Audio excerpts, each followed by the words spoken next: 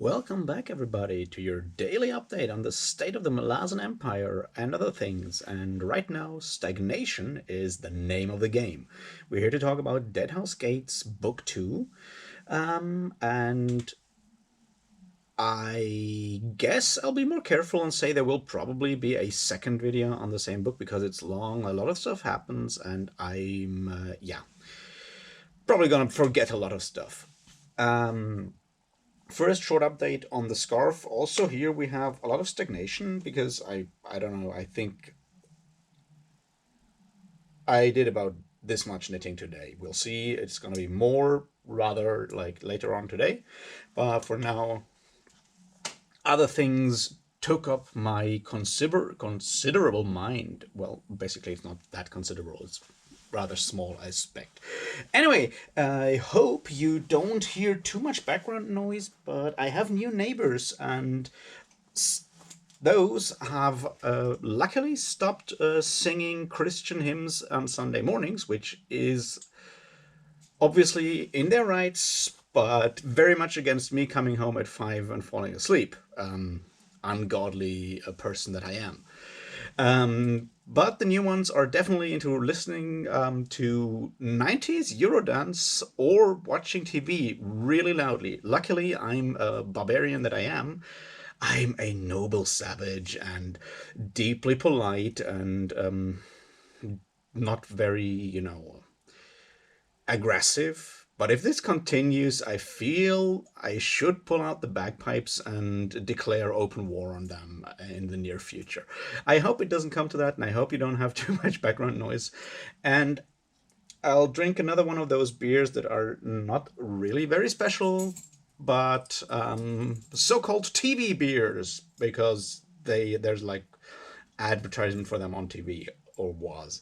Anyway, it's the best I could get today, so that's what we're gonna drink. And it's another Pilsner, and just like a very drinkable with no real character to it. But, we do the best we can around here. Just like people we're gonna talk about in today's video. So, cheers.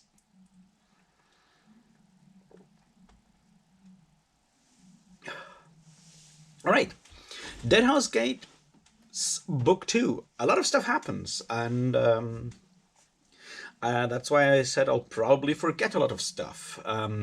We maybe meet even more characters. Well, actually, not that many new characters, I think. We get to see, like, event-wise, obviously, the escape from the Ototerral Island is a big thing. Also, like, we learn more about Ototerral, we learn more about those characters, and all of that is obviously very, very interesting in the way characterization works. You know, what I said in the last video about Mappo and Icarium, that trend continues. And I feel like, when you look at the book titles, book 1 was called Raraku, the Holy Desert. Book 2 is The Whirlwind. And yes, things start getting more whirlwindy, so to say. I'm not gonna say all hell breaks loose, but yeah, all hell breaks loose. Anyway, people die, things burn, and, all the fun and games of civil war. But that's just the background. I feel what is important this time round, some of the topics that are really important this time round are questions of loyalty and how people deal with loyalty. That's something that obviously is important in the entirety of the Malazan Book of the Fallen, but I feel like the different loyalties of people, of characters to their friends, their like social groups and so forth, are more important this time around. Obviously, we have someone like Kalam, with his loyalties to the Empire on the one hand, the loyalties to Quickband, Dujak, and so forth on the other side, and the loyalties to Seven Cities as his homeland on the third side, and how he deals with those things. And we see that for the moment he he manages to sort of juggle those by delivering the Book of Dryjna to the desert, to Shaik on the one hand, and delivering and then continuing on his sort of self-appointed punitive expedition to Malaz Island or Unter on the other hand. Um, that's like one of those loyalty things. Then the next one we have that obviously is an ongoing thing where loyalty and friendship blend into each other, and that's always the question. Are loyalty and friendship, is loyalty to your friends the same as friendship, or is there a difference between those two? And that's something we need to explore further on, because what exactly is it that's going on with Mappo and his quest, like his quest or oath to protect, or not protect, but to accompany Ikariam and do whatever he has to do. We still officially don't know what that is, but apparently he was chosen by his people and the nameless ones to accompany Ikariam, make sure something does happen or does not happen. Spoiler, I know more about that, but I said this will be spoiler free, so this is all just stuff that happens within book 2 of Deadhouse Gates, and yeah, I want to keep it that way. Yeah, so is Mappo loyal to Ikariam? Is Mappo Ikariam's friend? Or is he loyal to the Nameless Ones and his vow he took for his people centuries ago? And are those different things? And how will he deal with conflicts that arise there? And I think we can already feel from, like in book 2 of Deadhouse Gates, we can already feel that Mappo is very much suffering from the conflicts that arise between his friendship for Ikariam and the loyalty, the problem of the loyalty there. So that's definitely something to keep in mind and look for, like how things work. Then you obviously have that conflict. I think it's already at the beginning, like at the ending of Deadhouse Gates book 1, where yeah, at the ending of Deadhouse Gates book 1, where Crocus confronts Fiddler about the idea of why Fiddler is bringing back Apsala, wants to accompany Apsala back to her home. And Crocus is very, very upset that there seem to be ulterior motives. And the question obviously is, do ulterior motives in a way devalue the other motives or not? It's something where we will see what kind of answers we find. Obviously, Crocus has found an answer to that. It might just be the easiest answer to see this as a devaluation of morally clear-cut good motives. Obviously, when you look at it, if the Malazan Book of the Fallen has taught us one thing so far, it's basically not many things are clear-cut and easy when it comes to morals or anything whatsoever. Another topic that already shows up that's like super, super important, which is why I already said that I feel like maybe Daika the historian is one of the most important characters of Deadhouse Gates, is the witnessing and reporting of deeds, especially of deeds that are like, yeah, the witnessing and reporting of deeds. And we have two historians here. We have Heboric Lighttouch, the cynical one, and we have Daika, the man who was never meant to be a historian, but is a soldier turned historian, the imperial historian. What kind of responsibility comes with that, with the role of being the imperial historian? The question of what to witness, what to write down, how to write it down, if you should take a stance, that's something that obviously is very important in all of the Malazan Book of the Fallen. I just feel that the way Daika changes as a character and is from someone who is already sort of out of the game and just sitting there and recording these dry histories. Also, yeah, very much at the beginning, I think at some point Heboric criticizes Daika as being terribly dry and uninvolved, whereas obviously Heboric has been outlawed and punished for being everything but dry and without any ulterior motives in there. But at the point where Daika, to save his friend, and that's the loyalty thing coming up again, where Daika decides to go to Hissa and then organize the prison break of which is what it is, to actually free his friend Heboric from Ototeral Island and get him out and out alive. Daika has stepped down from this outside perspective of the which he had before.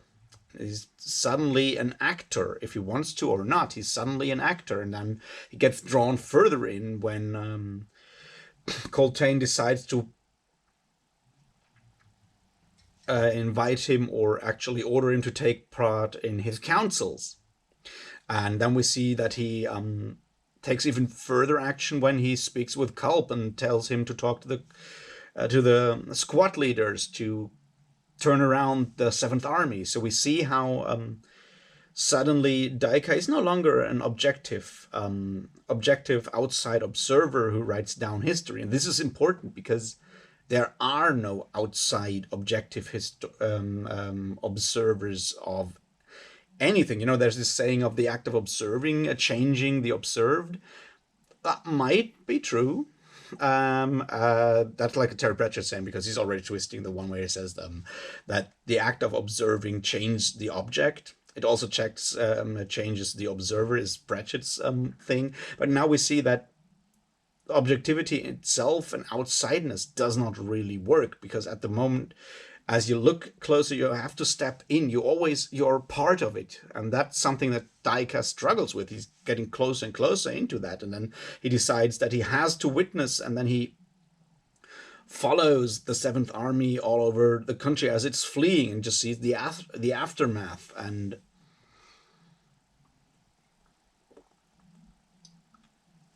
at this point, he's no longer an observer. He's an active participant in the events, and he is witnessing things and hopefully writing them down. I won't spoil things here. So yeah, he's an active participant in events. He does not only witness; he's an active survivor of those events at this point. I guess, wait a second. I guess what we're talking about here is it's no longer just writing down dry history. What we get from him is testimony of how things are, because he's actually there. And the things he notices are, when we look at how things are described, it's a lot of these like small details when we are in the Daika chapters. It's about how his horse gets tired, how things like super small details that are not very, not the thing that your like cut and dry historiography actually records. And if you compare that to, say, the beginning of Gardens of the Moon, I think it's book 1, chapter 1. I think it's chapter 1, where you have like the chapter quote before the chapter is this super dry historiography written by someone who was, when you look at the dates, born after the events of the first of Gardens of the Moon take place. And you look at that, and it's this like very unemotional, just like writing down of things that happened, like this cold analysis. Then you compare it to the writing now and the way Daika is drawn into the actual events. This is something that, to keep that in mind, that to witness things and to record them in a meaningful way, not in a super abstract way, to record things in a meaningful way, you have to get very, very close And when you get very close, the events you witness and then record, they change you. They become dangerous to the witness. Is basically what I'm trying to say. And then you, as the person recording or witnessing things, have to make the decision of how to deal with this situation, which is something that throughout the events of Deadhouse Gates we see with Daika. And I find this very interesting also because obviously I studied a bit of history on myself. I read a lot of historiography over the years, and the the question of how to write down history into historiography is one that I think about quite a bit. So that is something I felt that Deadhouse Gates, especially with the roles of Daika, especially Daika, and to a lesser degree Heboric, makes some very interesting points, some very good points to keep in mind and to look at. Another thing that I feel is just like these are smaller, like random things I just remember to say. One of them is the whole setup in Skull Cup. And we're talking about hierarchy here. The idea of there being slaves, there being slave with more power, there being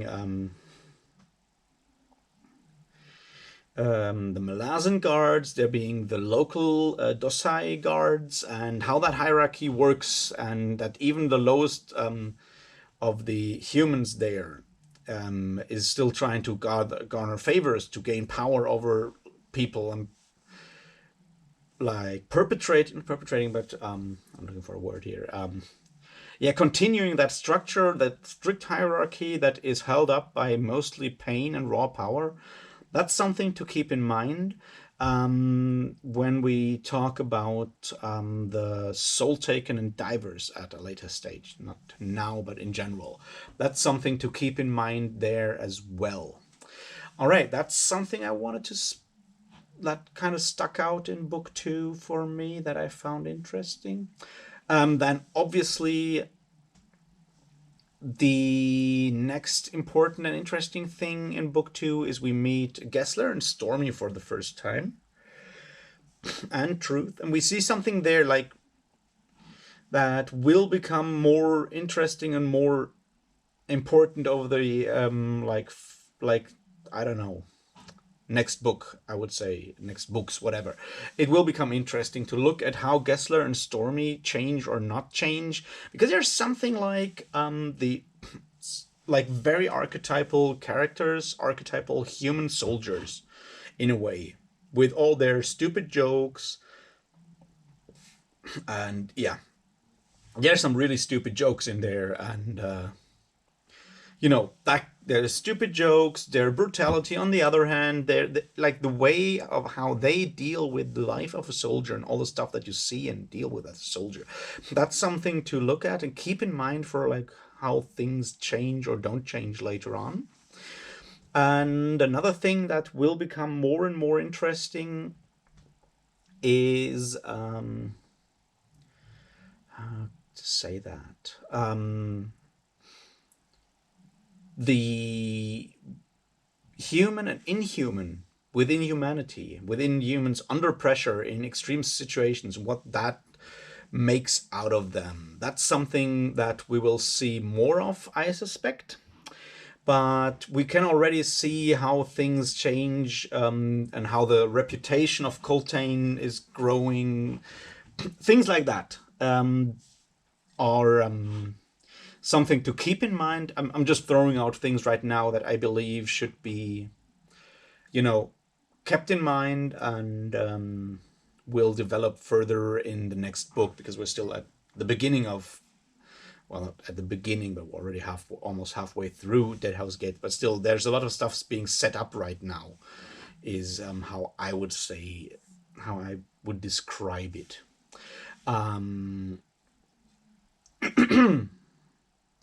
Yes. What else was there to keep in mind at the moment? I feel like I'm forgetting something, but maybe that's just me.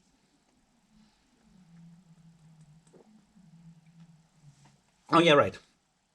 More Felicin or Felicin, Hyboric, Boda things. And as I already said, the character of Felicin is a very difficult character to read, I feel. I'll probably go back to that later on with other characters. Um, but I feel like what is important here with reading Felicin's and Heboric's actions, and one of the things that makes reading them, especially Felicin, when you see both her like actions towards Heboric on the one hand, and you see here like read her in a monologue at the same time. What makes it so very, very uncomfortable is that it's very, very difficult for us as readers to face the fact how real Felicin as a character is. It's like it's very easy and kind of comes to the same situation, I guess, when we look at Coltrane. I feel like Coltrane is one of those favorite characters of a lot of readers for this book. It's very easy to read and write something like Coltrane.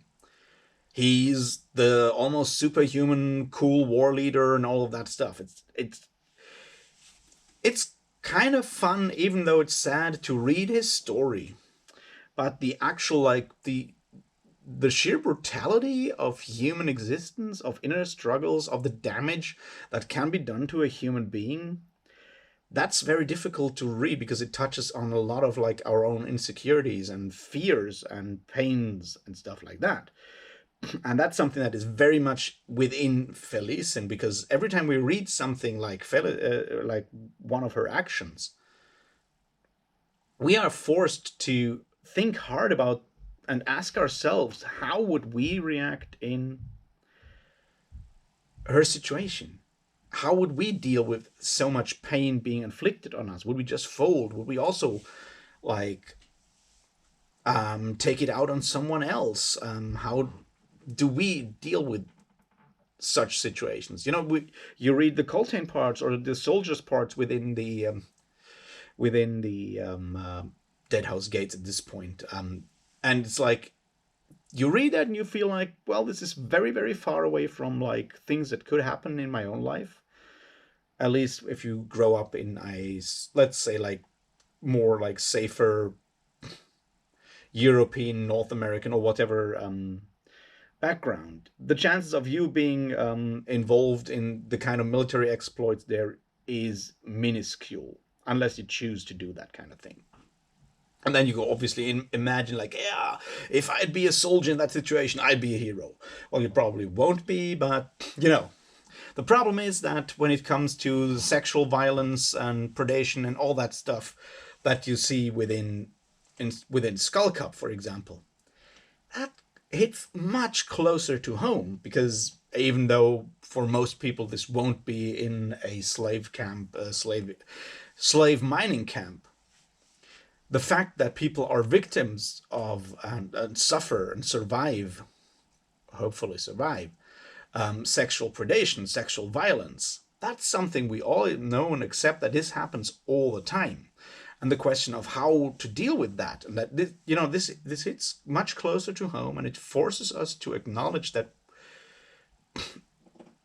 this kind of thing damages a person, inflicts lasting damage to the personality, to the soul, so to speak. Because one of those things that obviously is very deeply ingrained within the Malazan cosmos is that souls exist. And things can happen to souls and can be done to souls and can be done by souls. We obviously see that on several levels when you see the idea of the warlocks, the Wiccan warlocks, and so forth. Sorry, I'm rambling and I'm kind of getting off track. Back to what I wanted to say. I wanted to say that the whole story with the power dynamics between Heboric and Felicin at this point are very painful to read, because they hit much closer to home. We've probably all of us have known people in our lives who have dealt with trauma in a very, very toxic way when it comes to their attempts to connect to other people, because that's what basically gets destroyed in that case, your ability to empathize and to act on it. And that's why I feel those chapters, like those passages that involve those two, especially those two, are so painful to read.